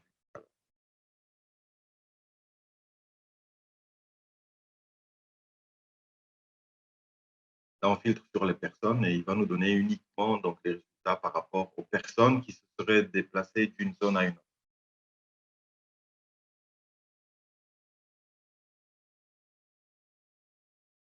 Donc, tous ces outils sont là pour faciliter les recherches et les temps de réponse par rapport aux requêtes qui viendraient au centre de surveillance. Alors, en Europe et doucement dans nos régions, ça commence à être appliqué. Donc, c'est en fait tout ce qui est euh, la protection de des données personnelles, notamment le RGPD.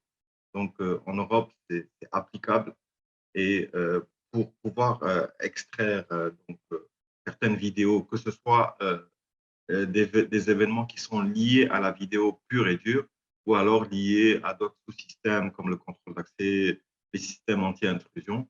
Donc, on a la possibilité de pouvoir masquer les personnes justement pour la protection des données, autant pour les visages que les plaques d'immatriculation ou d'autres informations si nécessaires. Donc là, on vous montre une petite vidéo. C'est un peu gadget, mais en réalité, les zones sont floutées et ça permet en fait de masquer les visages des personnes et de pouvoir donc donner, de fournir la vidéo extraite aux personnes qui sont habilitées avec uniquement les, les données dont ils ont besoin pour, par exemple, une enquête de police. Les autres données doivent être complètement. Donc, pareil, hein, ici, je ne vais pas m'attarder trop. Donc, c'est un peu comme ce qu'on a vu tout à l'heure pour le visage. Donc, reconnaissance et détection. Reconnaissance, donc, on a une base de données pour, par exemple, s'interfacer avec le contrôle d'accès pour une barrière devant, une barrière de parking. Dès que la voiture se présente, la plaque, elle est reconnue comme identifiée dans la base de données. Donc, tout de suite, la barrière se lève. Et pour faire de la recherche, on n'a pas besoin de créer, donc d'acheter le module de reconnaissance. Le module de détection suffirait. On peut rechercher une plaque d'immatriculation, ne serait-ce que si on a une partie de la plaque. On rentre juste, par exemple, ici, si on rentre juste RU, on aura toutes les plaques, il y aura ces deux caractères. Donc, les fonctionnalités techniques générales, donc, comme vous le savez, sur toutes nos plateformes, que ce soit VMS ou SIM, on offre failover, donc c'est le basculement rapide et automatique sur un serveur de secours. Une fois qu'il y a un problème avec un des serveurs principaux, il y a un serveur qui est là, qui est en stand-by, qui prend en charge en fait toutes les fonctionnalités du serveur qui a lâché. Donc, une fois que le serveur est de nouveau fonctionnel, tout de suite, le serveur failover repart en mode stand-by. Alors, le stockage d'objets, c'est une option qui sera bientôt accessible. C'est la possibilité, en fait, de pouvoir stocker sur Microsoft Azure Storage, le stockage d'objets compatible aussi avec Amazon S3, par exemple Seagate Live, Cloud Wasabi et beaucoup. Donc, c'est du stockage qui est plutôt, dédié aux solutions qui sont orientées data center. c'est-à-dire que c'est les solutions qui sont en VSaaS, c'est la vidéo surveillance as a service. Donc, on peut offrir ce type de solutions qui sont installées, qui sont en général euh, déployées avec un intégrateur et puis un opérateur télécom qui permettent en fait de vendre de l'analyse vidéo, des statistiques, pour effectuer des statistiques, par exemple, pour les points de vente sur les supermarchés. Et comme ça, pouvoir déployer uniquement des caméras sans autre équipement. Donc, caméras sur lesquelles il y aura des plugins qui vont aller se connecter directement sur le cloud, un cloud bien sûr privatif qui sera traité au niveau de l'opérateur et de l'intégrateur, sur lesquels on pourra ajouter des fonctionnalités avancées. Donc, Axon, toutes nos plateformes aussi sont dotées de services d'autodiagnostic. Ce sont des services qui permettent de vérifier l'état fonctionnel des différents modules de la plateforme. En fait, par rapport à tout ce qui se passe dans l'environnement hardware, le software arrive à anticiper les surcharges et, aussi de pouvoir prendre la main sur certains de ces modules pour mettre en avant donc, les fonctionnalités primaires, c'est-à-dire les fonctionnalités qui sont de haute priorité, et de pouvoir dégrader peut-être d'autres fonctionnalités pour essayer de garder tout le serveur fonctionnel et alerter bien sûr l'administrateur afin qu'il fasse des diagnostics et voir où le problème pourrait venir. Donc, les rapports, je parlais tout à l'heure, un dashboard qui permet en fait de sortir des statistiques sur le comptage. Et c'est des rapports qui sont sous forme graphique ou histogramme qui sont basés donc, sur les alarmes et les données générées par l'analyse vidéo. On peut créer des tableaux de bord qui sont très personnalisés parce qu'il y a des gabarits, mais on a la possibilité de pouvoir créer des tableaux de bord qui répondent à nos besoins. Et donc, avec ces tableaux de bord, il est facile de pouvoir visualiser, d'analyser et de partager des informations avec d'autres utilisateurs, notamment par exemple le service marketing pour montrer quelles sont les zones qui sont les plus fréquentées, le nombre de personnes qui accèdent à un point de vente. Et de façon générale, on peut donc sortir tout type de statistiques via des rapports qui sont totalement personnalisés.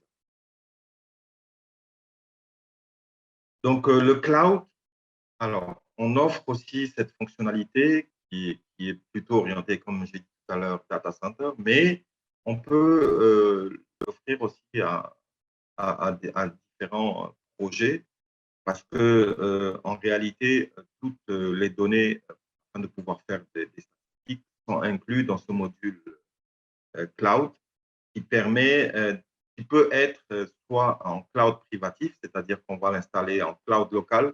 Par exemple, pour une banque, ils n'ont pas besoin de s'externaliser, donc on va leur donner cette possibilité de pouvoir utiliser ces fonctionnalités en termes de rapports, de pouvoir générer donc, tous les rapports liés aux événements d'alarme et autres, et ce, de façon locale.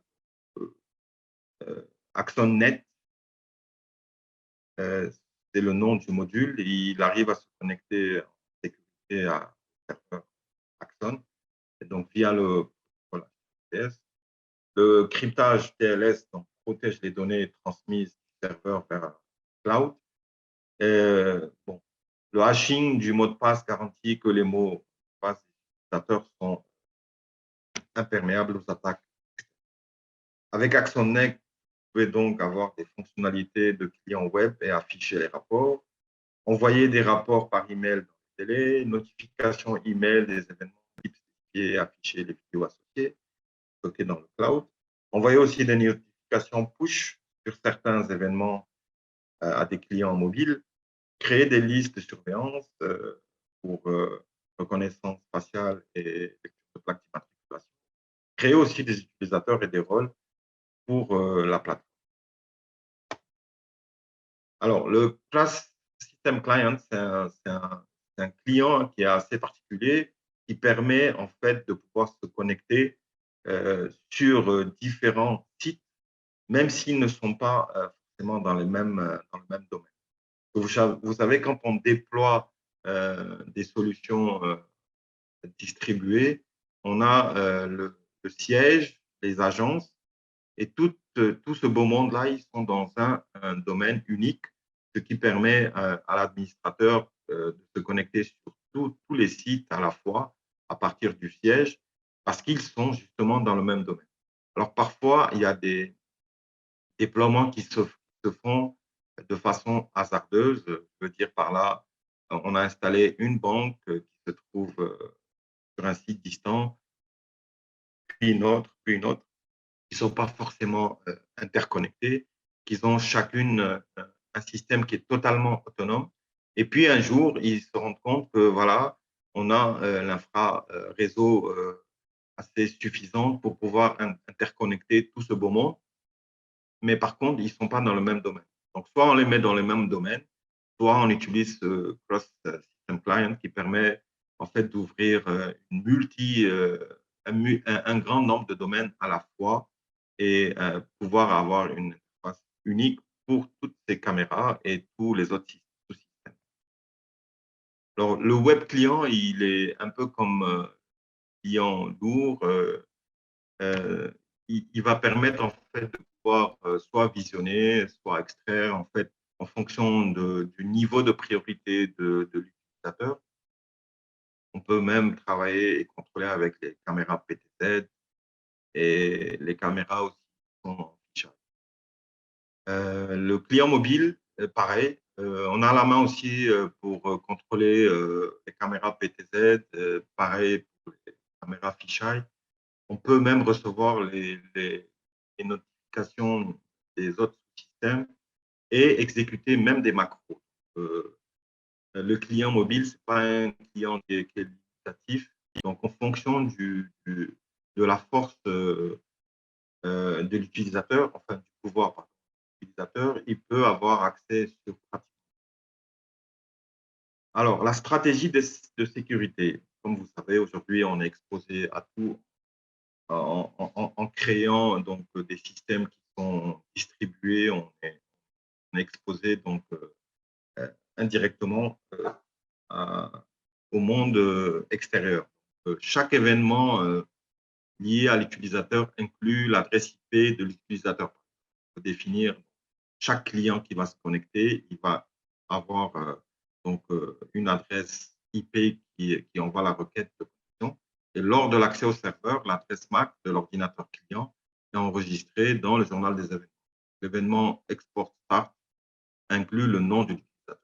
C'est-à-dire qu'un utilisateur lambda, un opérateur, peut exporter. Tout de suite, on sait quel est l'utilisateur qui a commencé une vidéo. Sachant qu'on peut limiter même la durée de la vidéo qui est exportée. Donc, les configurations qu'on peut déployer, c'est la longueur minimale du mot de passe, le nombre de mots de passe dans l'historique, la période de validité du mot de passe, contrôle de la force du mot de passe, prévention de plusieurs sessions simultanées, heure de verrouillage du compte, nombre de tentatives de connexion, plage d'adresse IP autorisée, accès au serveur avec confirmation de l'administrateur. Alors, on peut aussi créer des connexions sécurisées entre serveurs et clients via des certificats de sécurité qui sont gérés par l'administrateur réseau de la banque.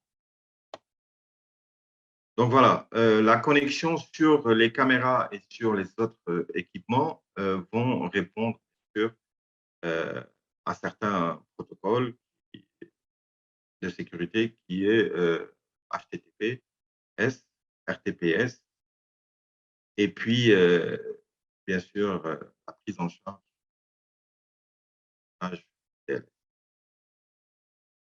Voilà, je pense que j'ai fini. Merci pour votre attention. Et je voudrais bien vous présenter, mais je ne sais pas si j'ai le temps, de quelques références. Je vais vous rapidement présenter quelques références que nous avons par rapport au secteur bancaire. Donc, j'ai fait une petite introduction tout à l'heure par rapport aux aux différents déploiements qu'on a fait dans certains pays. Et là, je vais vous montrer quelles sont les banques avec qui on a travaillé. Rapidement, hein, je ne vais pas m'attarder. Voilà, donc ça, ce sont… voilà. Donc, c'est en fait le success story de différents projets qu'on a eus. Donc, je vais citer quelques projets. Alors, en Tunisie, vu que je suis installé en Tunisie, donc on a 3 banques sur lesquelles on a déployé notre plateforme. Mais comme je l'ai montré tout à l'heure, donc, on a plusieurs pays.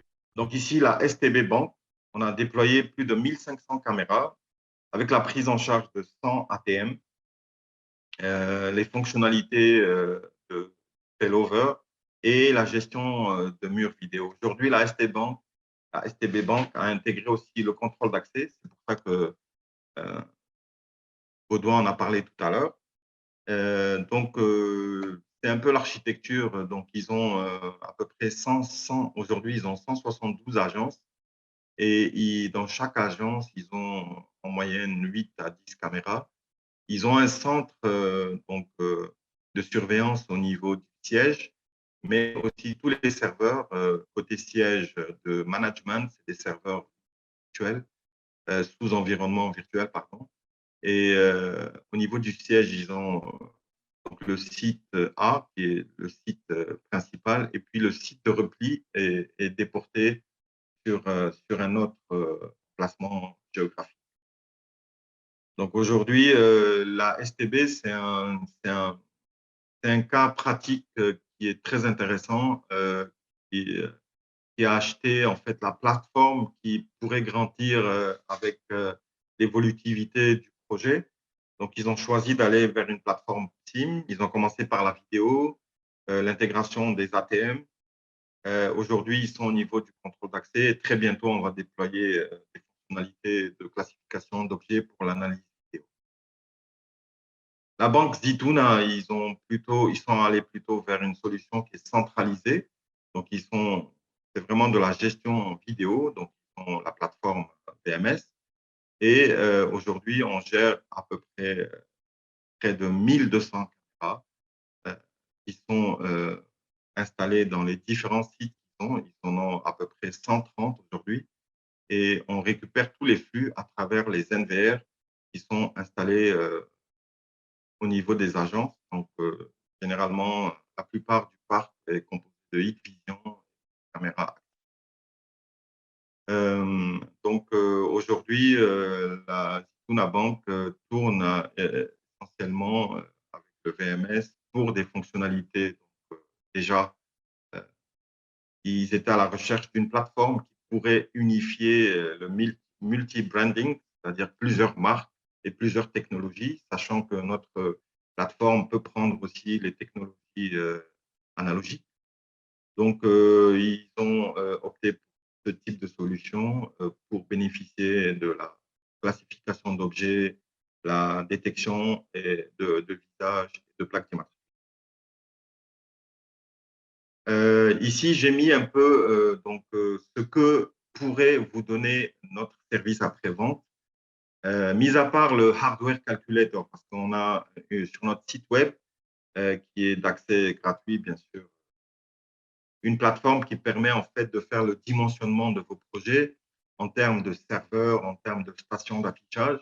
Donc ici, c'est la résultante de ce que le service avant-vente a proposé pour la Zitouna Bank. On voit ici qu'on a il faut gérer cette quantité de caméras avec ces flux-là en tant que flux vidéo. Il faut 8 serveurs qui ont ces configurations et 2 autres serveurs pour le failover. Sachant que le failover sur la plateforme VMS permet aussi de faire du load balancing. C'est-à-dire que quand il y a un serveur qui a une surcharge CPU, il y en a un qui peut venir décharger le premier serveur qui est en surcharge et faire en sorte qu'il y ait continuité dans l'exploitation de notre. Donc, ils ont aussi un video wall qui est géré par une seule station aujourd'hui. Bien sûr, la station, il faut mettre donc les cartes graphiques nécessaires afin de gérer le nombre d'écrans derrière. EcoBank, donc c'est une banque où a été aussi déployée notre VMS. C'est une banque qui est au Kenya et ils sont focalisés sur la face detection et puis LPR detection. Donc EcoBank, pour l'instant, ils ont déployé 150 caméras, mais je pense que les agences sont en train de s'agrandir et je pense que ce produit va aussi prendre de l'ampleur très prochainement. Donc, AFDB Bank, c'est la banque africaine de développement qui est au Kenya, pareil.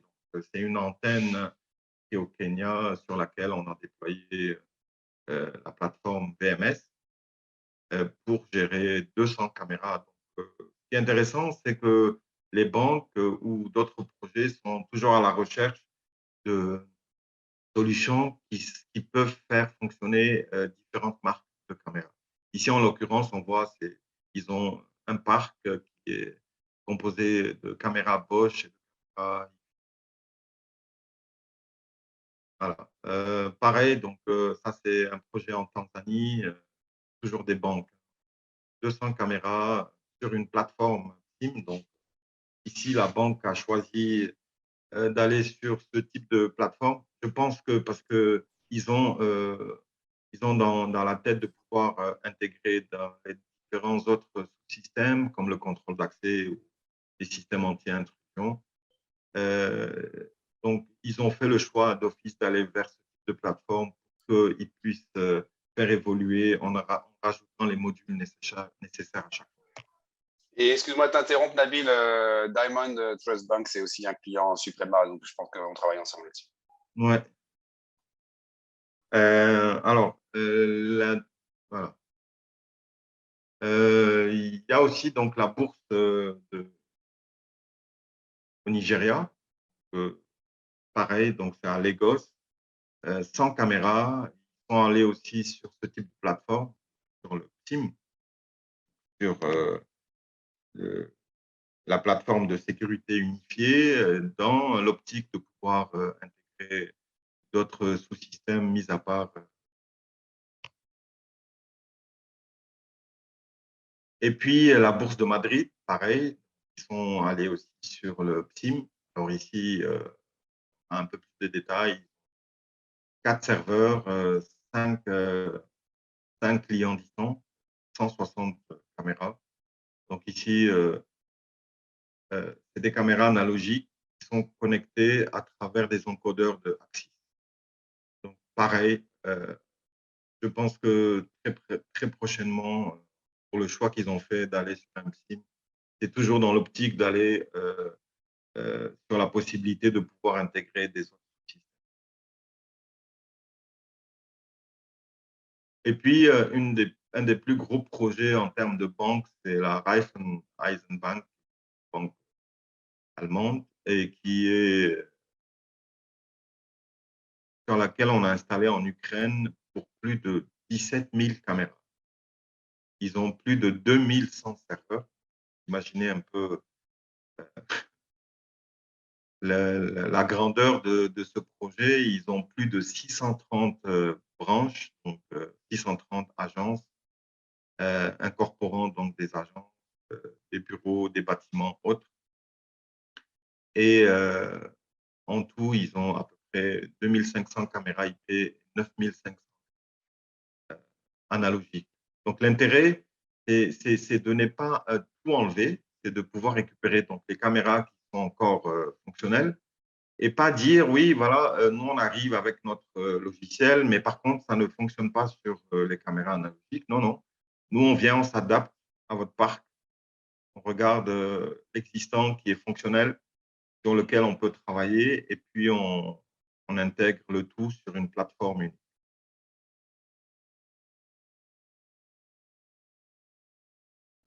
Voilà, je vous remercie pour votre attention. Moi, j'ai fini par rapport. Merci encore pour votre présence et de nous avoir donné la possibilité de vous présenter nos solutions qui sont vraiment dédiées au secteur bancaire. Je voudrais aussi remercier Baudouin encore une fois. Et voilà, je vous laisse la parole libre si vous avez des questions. Allez-y. Nabil, on a quelques questions qui ne sont pas répondues. Je ne sais pas si tu peux partager ton écran avec les questions ou peut-être que je peux le faire moi-même. Je vais me proposer de le faire. Et donc, on a quelques questions qui ne sont pas répondues.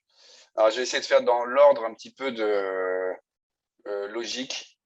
Et il y avait cette question de M. Gemrani sur le niveau d'intégration de Suprema Axon. Et donc, je commence avec cette question. C'est du SDK, donc du device SDK, qui fait que c'est du haut niveau d'intégration, ce qui permet à Axon d'avoir une complète liberté par rapport à ce qu'il voudrait faire des lecteurs. Ce qui me permet de répondre à une deuxième question qui a été posée, qui était est-ce que les API de Biostar sont intégrés par licence sur Intellect? À partir du moment où Axon Soft n'utilise pas les API Biostar, si vous voulez utiliser des API pour vous connecter à un système Axon Suprema, il faudra utiliser les API Axon qui doivent utiliser Nabil, qui doivent exister. Oui, oui, en fait, ça, c'est pour vraiment la plateforme VMS. Hein, mais sur cette plateforme de sécurité unifiée, comme tu l'as si bien dit, donc à travers des SDK, on peut prendre en charge totalement donc, les lecteurs. Voilà, et je pense qu'il existe des API à Axon qu'on peut interroger pour récupérer des informations et faire ce qu'on veut. Exactement. Ça, c'est pour notre plateforme VMS pure. Okay. Pas sur celle-là. Sur le Axon One, en fait, on peut s'intégrer sur Suprema via des API. OK. Ensuite, est-ce qu'on peut installer Axon et Biostar sur le même serveur ou bien sur le même réseau LAN? Alors ça, c'est possible. Par contre, il y a une limitation des lecteurs Suprema qui est qu'un lecteur Suprema ne peut se connecter qu'à un seul serveur. Donc en fait, si le lecteur Suprema il est connecté au Axon Soft, PSIM, à ce moment-là, vous ne pourrez pas le connecter en même temps au Biostar. C'est-à-dire qu'en fait, le lecteur va reporter ces informations qu'à un seul serveur, qui sera le serveur Axon. Donc, vous pouvez l'installer sur le même réseau, vous pouvez avoir des portes en Suprema et des portes en Axon. Par contre, vous ne pourrez pas, à mon sens, merger, donc concaténer les deux. J'espère que ça répond à votre question. En fait, c'est ce que j'avais répondu à la question au début de la deuxième partie. En fait, il n'y a aucun intérêt de devoir installer les deux. En fait, si vous installez, par exemple, si vous allez prendre en charge des lecteurs Suprema via le VMS, à ce moment-là, Biostar sera installé et sans aucun problème. Parce que Biostar va envoyer les événements à Axon que lui va afficher et indexer sur la vidéo. Par contre, si vous utilisez la plateforme dont on parle aujourd'hui, c'est la sécurité unifiée, qui est le PSIM, il n'y a pas besoin d'installer Biostar puisque Axon va le prendre en charge totalement. Voilà. J'avais une question de Patrice. Sa deuxième question qui demandait est-ce qu'on peut intégrer les produits Suprema dans des ATM? Et oui, à ce moment-là, c'est ce qu'on appelle des modules OIM. On a des modules OIM empreintes digitales qui sont énormément utilisés. Il y a beaucoup d'ATM au Brésil. Il doit y avoir 80 000 ATM au Brésil qui utilisent les modules Suprema d'empreintes digitales. Et maintenant, on a aussi un nouveau module qui sort qui s'appelle Q comme question, QFace, qui est un module qui permet d'être intégré, un module OIM, hein, donc à intégrer directement dans l'ATM. sachant qu'on ne va pas mettre des produits finis dans l'ATM, on va mettre juste les capteurs avec les informations qui pourront être connectées à l'ATM. Donc, il faut plutôt se reporter vers les utilisateurs, les fabricants d'ATM. Ou sinon, si vous voulez contacter Suprema et connaître comment acheter ces modules, vous pouvez nous contacter. Ça, c'est répondu. On est en train de charger des contrôles d'accès Suprema, on essaie de prendre les bases de données SQL. Donc, vous avez la possibilité, si c'est un ancien contrôle d'accès qui n'est pas du Suprema, peut-être de récupérer, pas les événements, mais les utilisateurs et de les importer via des fichiers vers du Biostar. Et après, il y a une migration Biostar 1 vers Biostar 2 qui existe. Je vous demande de Hotman, Laksumi, de contacter le tech support Suprema. Donc, vous tapez tech support Suprema sur Internet et vous verrez que vous pourrez ouvrir des tickets. Il y a ça pour toi, Nabil. Peut-on parler des prestations de stockage et des vidéoprotections des agences sur une longue durée? Je ne vois pas cette question. Alors, je pense que la question voudrait dire, est-ce que toi, tu proposes un service de stockage pour 10 ans, ou est-ce que tu as ça en prestation, ou est-ce que c'est au client de lui dimensionner ses serveurs pour pouvoir stocker sur 10 ans? Est-ce que toi, tu proposes cette prestation? J'imagine que c'est ça. Alors, peut-on parler, oui, je la vois maintenant. Je ne la voyais pas, en fait. Peut-on parler Ok. des Ah oui, sondages, d'accord, je ne suis pas sur le bon écran. Ok. des vidéos, des vidéos. Ah, en fait, je ne peux pas partager les questions. En fait, j'ai essayé de partager Oui, mon oui, écran avec les oui, questions. oui, en fait, le stockage, en fait, il n'y a pas de limitation software, c'est le hardware. Il n'y a pas de limitation software. Donc, il faut vraiment dimensionner par rapport à notre calculateur dont j'ai parlé tout à l'heure. Si vous voulez des enregistrements sur 30 jours, sur 60, 90, sur un an, il faut le spécifier au niveau du calculateur et à ce moment-là, il va vous donner en fait ce qu'il va vous falloir en termes de ressources disponibles. Alors, ensuite, on avait une question de Monsieur Paul Sachou. C'est le genre de question qu'on aime bien. Je suis Monsieur Sachou. Et comment on fait pour passer les commandes? Alors, en fait, derrière ça, moi, je vous ai mis les liens pour contacter Suprema et pour contacter Axon. Donc, ce que je voudrais préciser, c'est que tout ce qui est Axon et licence PSIM, Axon Soft, vous l'achetez directement via Axon. Donc là, Nabil est le contact et vous pouvez les contacter directement. Cela comprend aussi probablement les licences de contrôle d'accès pour pouvoir connecter le lecteur Suprema. Et pour acheter, et donc Axon ne revend pas les lecteurs Suprema. Pour les acheter, je vous ai mis le lien Where to Buy. Alors, il y a Suprema Europe. Il y avait mon email dans le début de présentation. Vous pouvez contacter Suprema Europe, mais sinon, vous allez sur ce lien que j'ai mis dans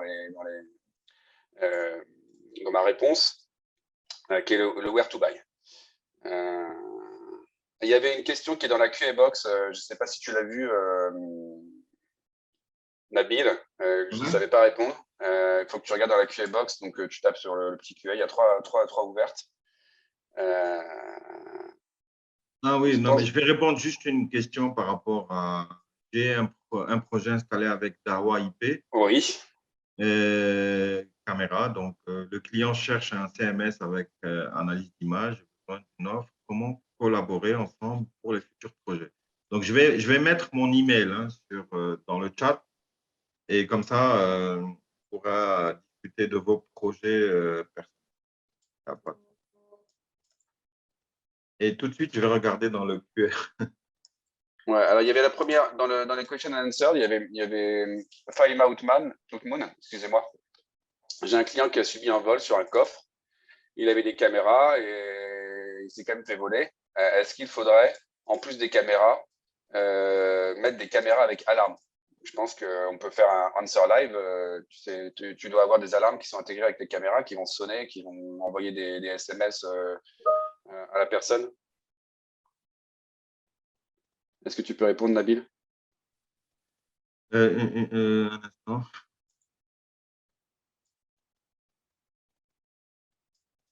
Alors,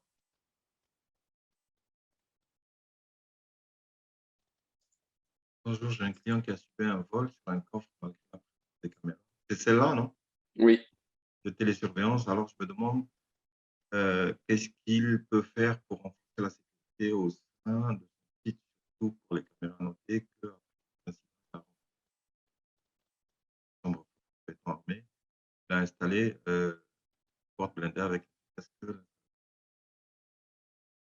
Oui, en fait, c'est tout l'intérêt d'aller sur des plateformes unifiées. En fait, c'est de pouvoir faire combiner différents événements qui ne sont pas natifs au départ. La caméra, les systèmes anti-intrusion. Donc, quand je dis la caméra, ça peut être avec juste un flux vidéo ou bien une analyse vidéo basée sur la classification d'objets ou même sur des algorithmes basés sur l'intelligence artificielle. Mais on peut faire aussi de l'analyse audio. C'est-à-dire que si les caméras, elles incorporent pardon, un microphone, on peut essayer de trouver un seuil d'audio à délimiter quand les agences sont fermées. Parce que j'ai malheureusement vu des banques qui se font agresser par l'extérieur, c'est-à-dire qu'ils cassent le mur de la banque à l'extérieur. Et je ne pense pas que ces niveaux de décibels ne, ne vont pas indiquer qu'il y a intrusion. Il faut vraiment essayer d'aller vers tout type de scénario que pourraient déployer ces effractions. Alors, peut-on utiliser votre VMS avec un autre système de contrôle d'accès? Oui, oui, oui. Donc, vous pouvez m'envoyer, comme j'ai mis tout à l'heure, mon email. Je peux répondre à vos questions. Alors, et justement pour ça, juste Nabil sur ça, est-ce qu'on voit l'écran là avec le site internet de Axonsoft? Oui, oui, oui, bien sûr. Oui. Voilà. Là, je Donc vois en ton fait, je écran. pense que ça, c'est le type de questions que vous pouvez aller voir sur le site d'Axonsoft. Le contrôle d'accès qui est intégré, vous le verrez. Je mets notamment cette page et je vais vous envoyer le lien où on voit le site Axonsoft avec l'intégration Suprema. Qu'est-ce qu'il est possible de faire? Qu'est-ce qui est intégré? Merci. Vous avez des datasheets et vous avez des settings. Donc, Exact. je vous invite, si vous-même vous voulez voir d'autres choses, qu'est-ce qui pourrait être intégré? Vous allez sur ce site, qu'est-ce qui est intégré en Fire Alarm, en POS, en Face Recognition, etc. Et vous pourrez voir les choses. Donc, je vous mets le lien directement dans les conversations.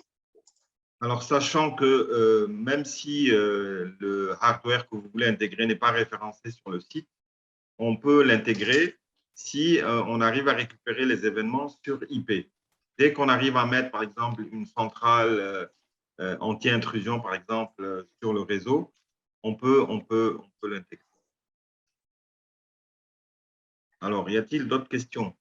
Il y avait une dernière question de Yaya qui était merci de nous communiquer les références projets où est installé le PSIM avec le contrôle d'accès et est-ce qu'on peut bénéficier de toutes les fonctionnalités Suprema sans exploiter le soft BioStar? Et bien sûr, alors je vais mettre en réponse live, hein, c'est ce qu'on a expliqué, c'est-à-dire qu'en fait, quand vous utilisez l'intégration Axonsoft avec le matériel Suprema, vous achetez le matériel Suprema, mais il va directement être connecté à un serveur Axonsoft qui, lui, gère le contrôle d'accès et vous n'avez pas le besoin d'utiliser le BioStar dans ce cas-là.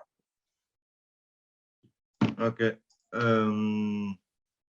Il y a une personne qui voudrait intervenir, je pense, c'est Helmi Benchaben. Oui? Helmi, tu peux. Dana, can we give access to Mr. Helmi to be able to talk? It has been provided. OK. Alors, Helmi, si tu Helmi, veux intervenir. vous avez votre micro qui est coupé, donc vous pouvez il faudrait cliquer sur l'icône du micro qui est en bas à gauche de votre écran.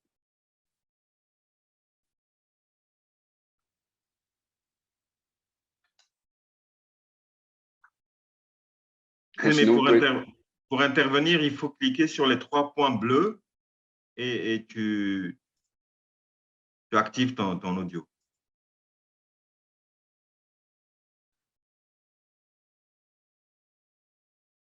j'ai un problème de micro. Ben, Vous pouvez OK. nous écrire la question si vous voulez, soit en question and answer, soit dans le chat. On a encore beaucoup de monde qui est là. C'est très surprenant. Vous êtes restés tous très tard. On vous remercie pour cette disponibilité. Ouais, ça c'est vrai. Alors, je vais regarder s'il y a d'autres questions. Alors, ça, je pense.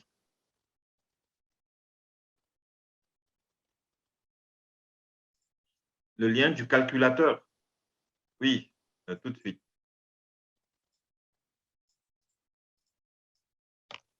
Alors, le lien, en fait, il faut aller juste sur le site de Axon Soft, ensuite aller sur support et cliquer sur Hardware Calculator. Hardware Calculator, pardon. Alors, je vais le copier-coller sur le chat. Voilà.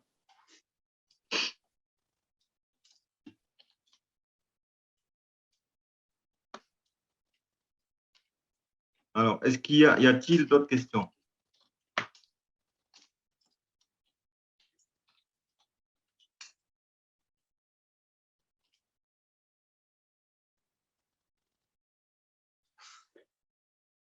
Ben, je te laisse, Nabil, faire une petite conclusion.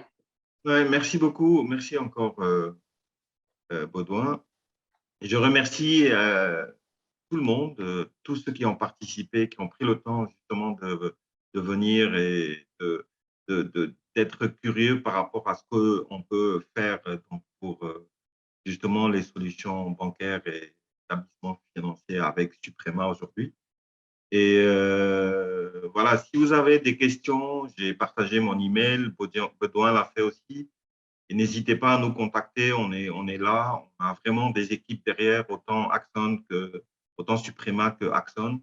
On peut travailler en amont sur les projets, on peut dimensionner vos projets et on peut faire en sorte que vos projets réussissent à 100%. Et ça, il ne faut pas hésiter à venir vers nous. Donc, on est accessible, il n'y a aucun souci. Et encore une fois, je vous remercie d'avoir participé à ce webinaire. Et puis, à la prochaine peut-être. Au revoir tout le monde. Encore merci. Au revoir. Au revoir. Merci encore, Baudouin.